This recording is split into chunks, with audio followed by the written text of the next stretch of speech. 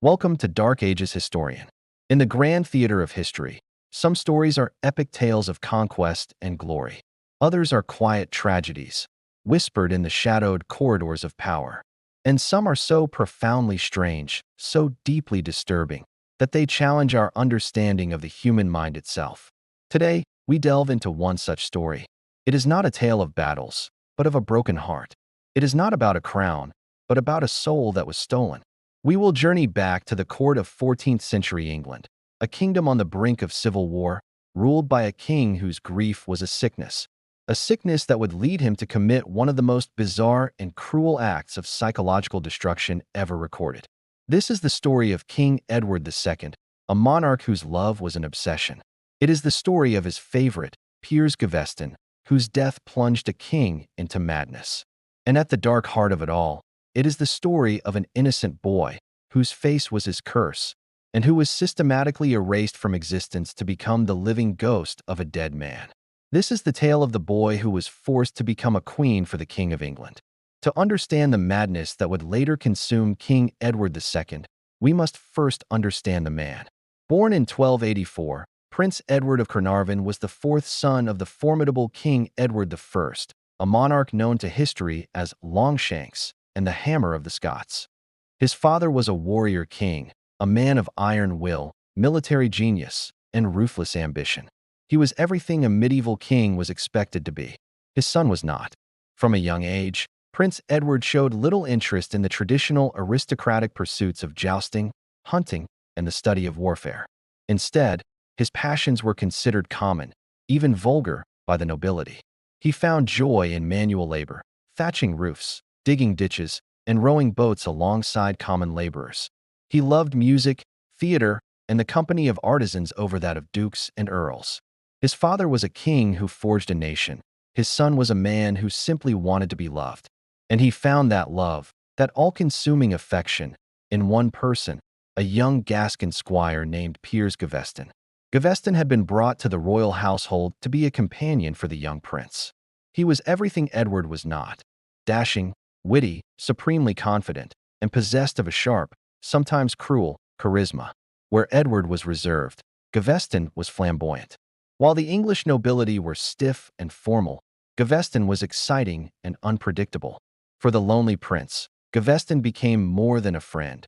He became the center of his universe. Their bond was noticed and disapproved of from the very beginning. Edward I, seeing the intense and, to his mind, unhealthy influence Gaveston had over his heir, exiled him in 1307, hoping to sever the connection. It was a futile gesture.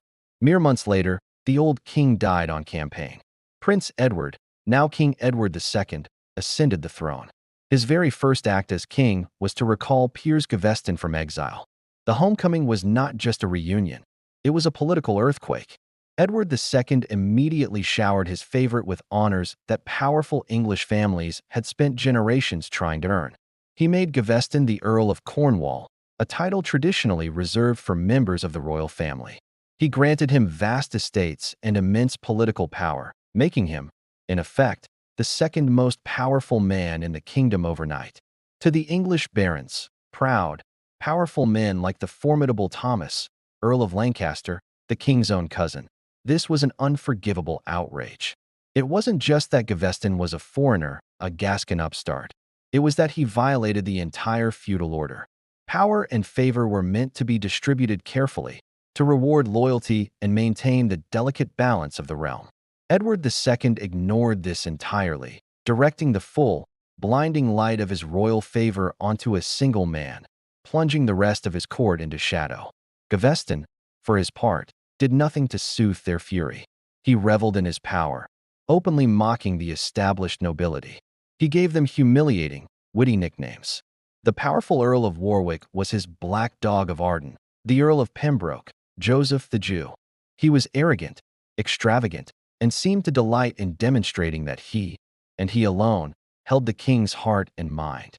He was, in essence, the king's uncrowned queen, and the barons' hatred for him burned with the heat of 1,000 suns. The political situation was a powder keg, and in 1308, King Edward II threw a lit match into it, his own marriage. To secure an alliance with France, Edward married Isabella, the daughter of the powerful French king, Philip IV. Isabella was beautiful, intelligent, and raised to be a queen. She arrived in England expecting the power and respect due her station. What she found was a husband utterly besotted with another man. The humiliation was immediate and public. At their own wedding feast, Edward spent more time talking and laughing with Gaveston than with his new bride. Chroniclers record with shock that the king even gave some of Isabella's own wedding jewels, gifts from her father, directly to Gaveston. For Isabella, this was not just a personal slight, it was a political declaration. She was queen in name only. Her rival for the king's affection, and thus for power, was Piers Gaveston. The barons saw their chance. With the queen now a scorned and powerful potential ally, they united against the king's favorite. In 1311, they forced Edward to agree to a series of reforms known as the Ordinances. These were a radical check on royal authority, and at their very core was one non-negotiable demand. Piers Gaveston must be exiled from all English lands, forever. If he returned, he would be treated as an enemy of the state and killed. Faced with the threat of open civil war, a heartbroken Edward reluctantly agreed. Gaveston was sent away to Flanders. But separation did not cure the king's obsession, it intensified it. The kingdom needed a ruler, but Edward II was lost in a fog of lovesickness. He wrote incessant letters to his banished favorite, neglected the duties of state, and plotted tirelessly for his return, deaf to the counsel of his advisers. He could not function, could not rule, without Gaveston by his side. This period reveals the true nature of their bond.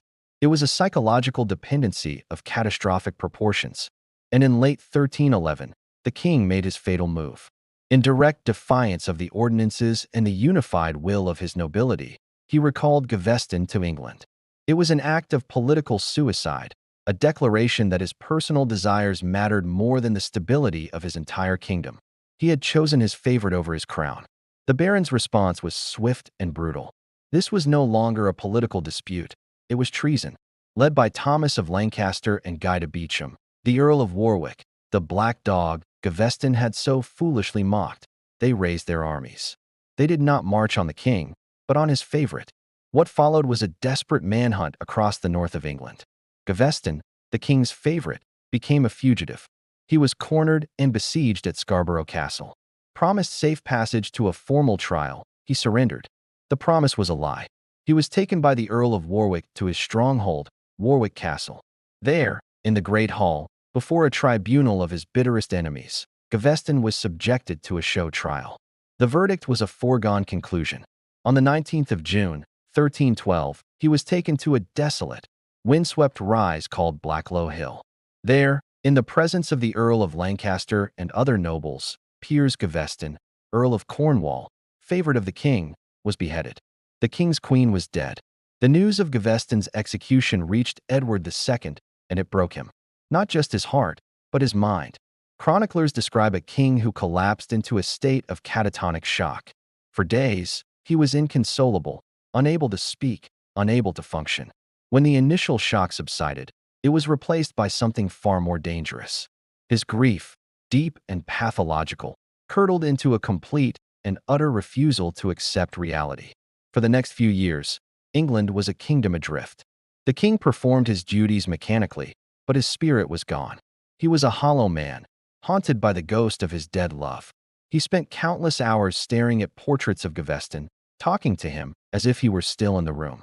His court became a place of profound melancholy and instability.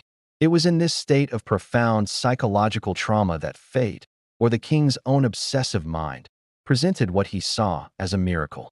The exact moment is lost to history, but its consequences are not. At some point, likely around 1314 or 1315, the king's gaze fell upon a young boy at court.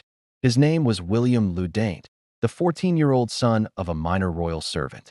This boy was of no importance, from a family of no particular standing, save for one catastrophic, fatal detail. He bore an uncanny physical resemblance to the murdered Piers Gaveston. He had the same build, the same dark hair, and, most crucially, a similar facial structure. For the grief-stricken king, this was not a coincidence. It was a sign from God. It was a second chance.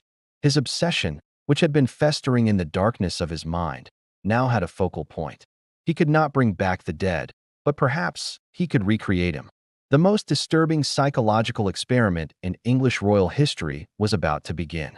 The project was executed with a terrifying, methodical precision. The first step was isolation. William Deynte was removed from his family. This was presented as a great honor. The boy was being elevated to serve as a special companion to the king. But it was a kidnapping of the soul. His family was rewarded with lands and titles, purchased for their silence. They were forbidden from contacting him, forced to pretend their living son was, for all intents and purposes, dead. Cut off from everyone who knew him, 14-year-old William became a prisoner, completely dependent on his new keepers. A team of tutors, servants, and advisors, all loyal to the king, was assembled. Their sole task, to systematically erase every trace of William Deynte and construct a perfect replica of Piers Gaveston.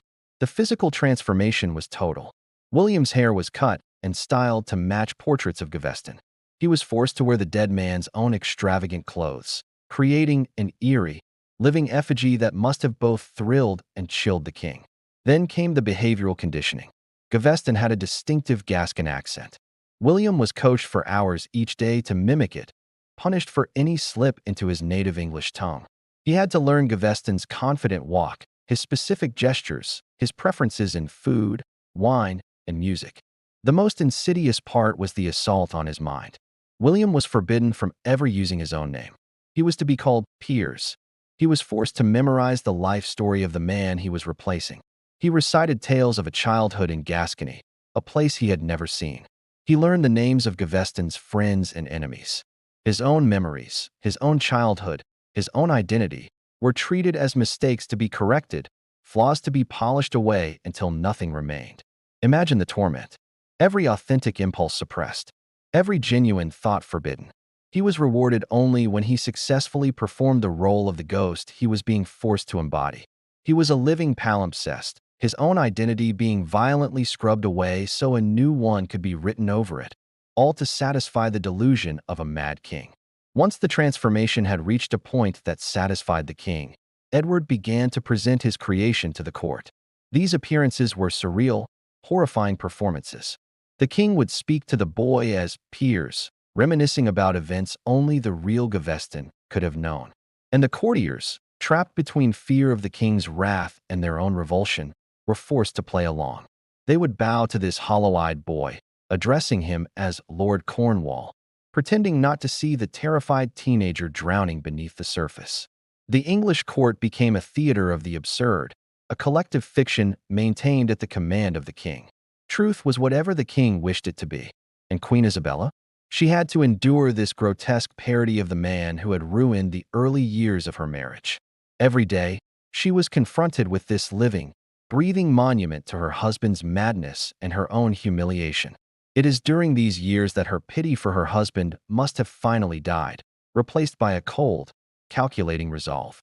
She began to forge alliances, to plot, to wait for her moment. The king, lost in his fantasy, was creating his most dangerous enemy. The psychological toll on William himself was devastating.